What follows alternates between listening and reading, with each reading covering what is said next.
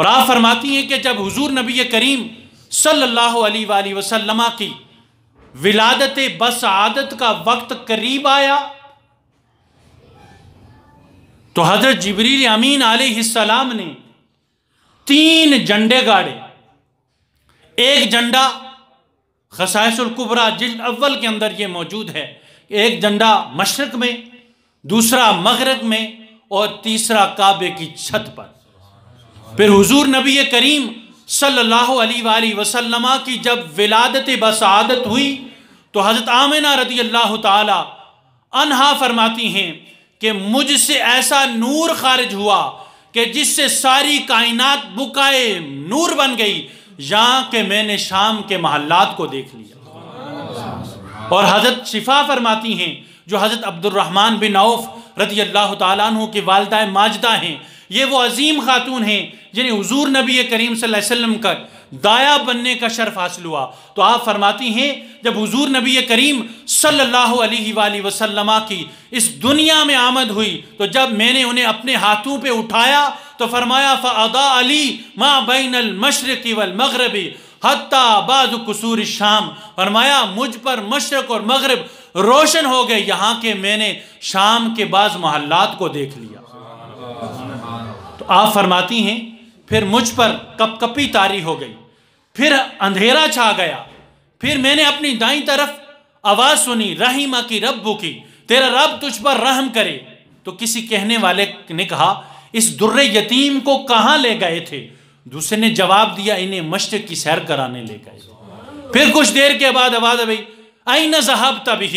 ان در یتیم کو کہاں لے کر گئے تھے؟ اور میں ان کو مغرب کی سیر کرانے لے.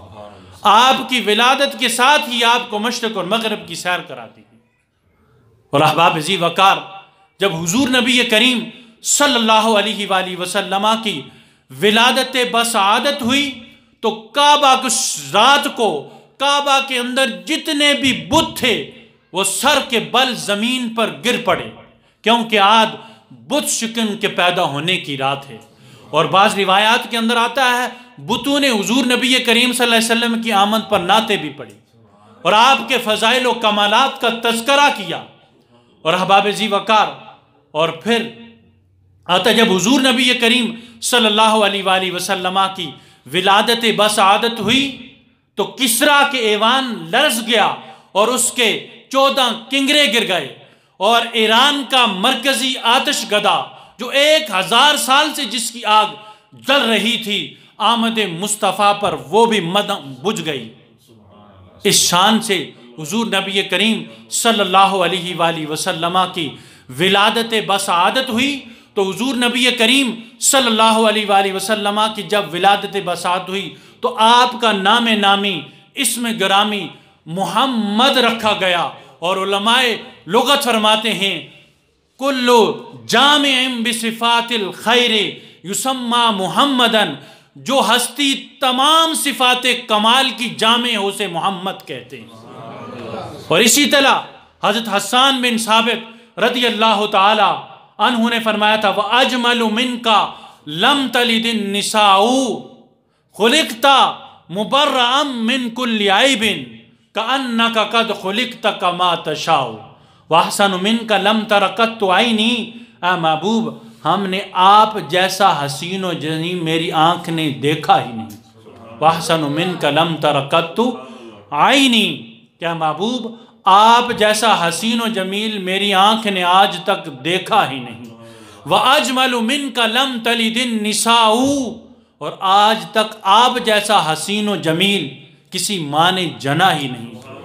خُلِقْتَ مُبَرَّأً مِنْ كُلِّ عَيْبٍ، اور اللہ تبارک و تعالی نے آپ کو ہر عیب سے پاک پیدا فرمایا. كَأَنَّكَ قَدْ خُلِقْتَ كَمَا تَشَاءُ، کہ گویا کہ اللہ تعالیٰ نے اس طرح آپ کو پیدا فرمایا جس طرح آپ نے چاہا. تو یہ حضرت حسان بن ثابت رضی اللہ تعالی عنہ نے حضور نبی کریم صلی اللہ علیہ وسلم کی فضائل و کمالات اور حسن و جمال کے تذکرے عربی زبان میں کیے تو ہم اردو زبان میں کرتے ہیں سب سے اولا ہو اعلیٰ ہمارا نبی، سب سے بالا ہو اعلیٰ ہمارا نبی، یا صاحب الجمال و یا سید البشر من وجهك المنیر لقد نور القمر لا یمکن الثناء کما کان حقہ، بعد از خدا بزرگ تو ہی،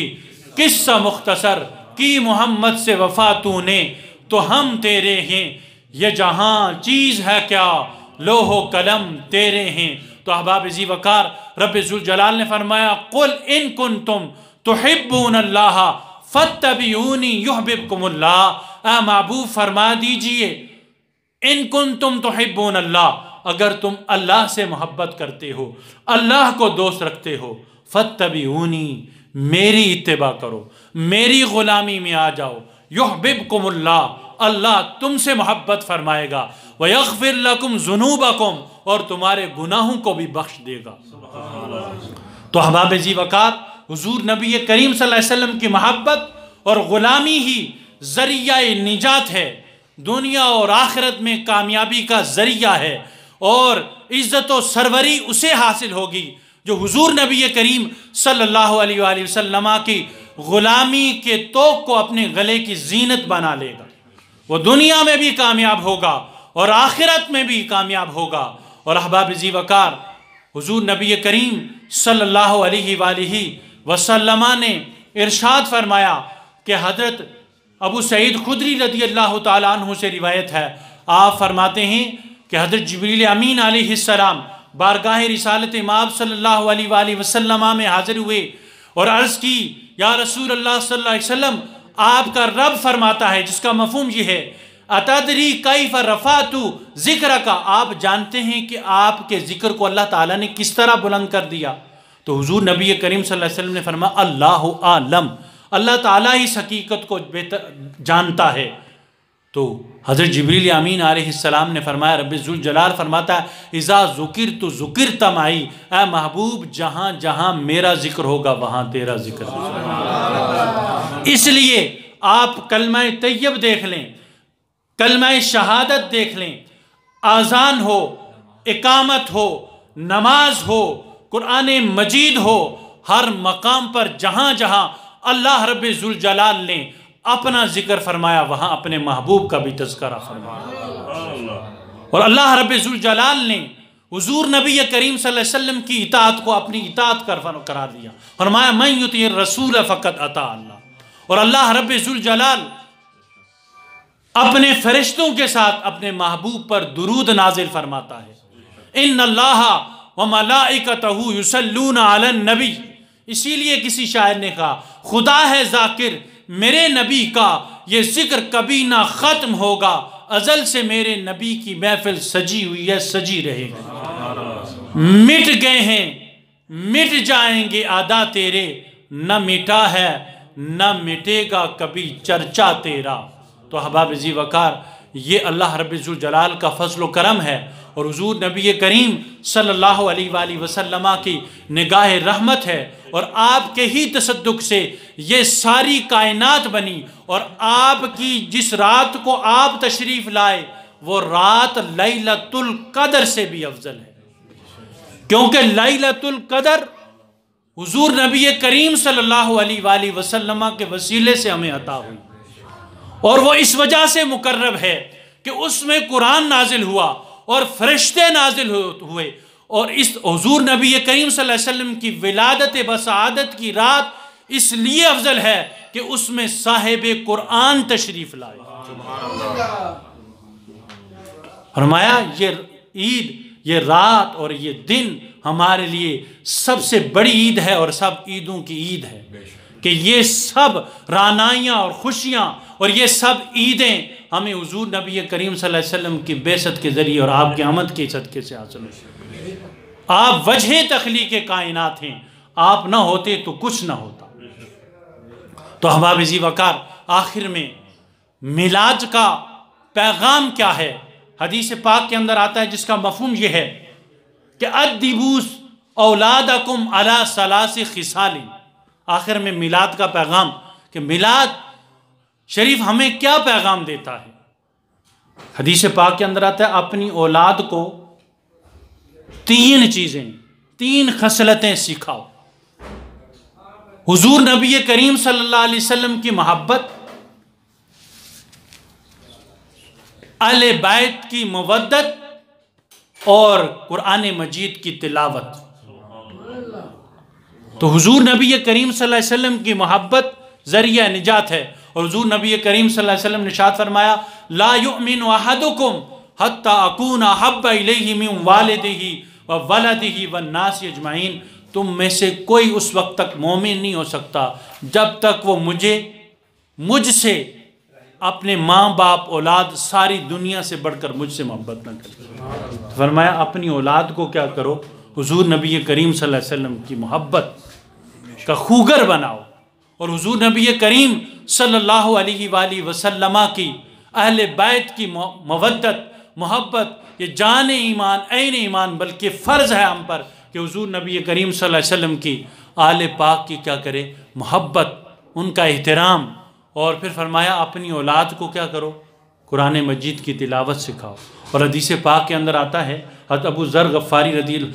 ذر رضی اللہ تعالی عنہ سے روایت ہے، آپ فرماتے حضور نبی کریم صلی اللہ علیہ وسلم نے ارشاد فرمایا، اس کا مفہوم یہ ہے کہ ابو ذر تمہارا صبح صبح قرآن مجید کی ایک آیت سیکھنے کے لیے جانا، اس پر عمل کیا جانا یا نہ کیا جانا الگ بات ہے، یہ 100 رکعت نفل پڑھنے سے بہتر ہے۔